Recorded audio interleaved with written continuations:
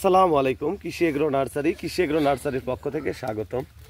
তে আমরা কথা বলবো যে ভাই চারা সাজাচ্ছে ওনার সাথে।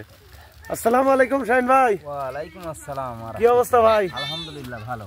পটলের চারা তো দেখি ভালোই সাজাচ্ছেন। হ্যাঁ হ্যাঁ। আজকে কতটি ক্যারেটের অর্ডার ভাই? আজকে ক্যারেটের অর্ডার আছে আপনার হচ্ছে গান 40টার মতো।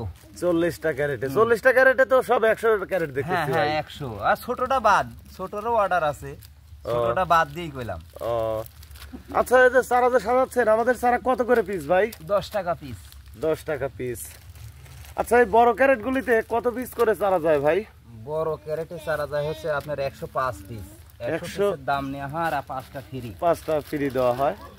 প্রিয় ভিউয়ার্স, আমাদের যে লম্বা জাতের পটলের চারাগুলি দেখতে পাচ্ছেন কি সুন্দর সতেজ চারা।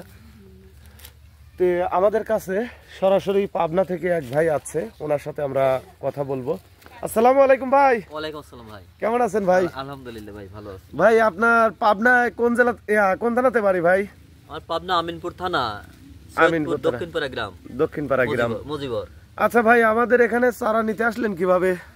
আমি ভাই আপনার অনলাইনে হ্যাঁ সার্চ দিয়ে দেখলাম যে পটলের চারা চারা, সেজন্য আমি আপনার সাথে যোগাযোগ করে আমি এখানে আসছি ভাই। তা ভাই কত পিস চারা নেবেন আপনি?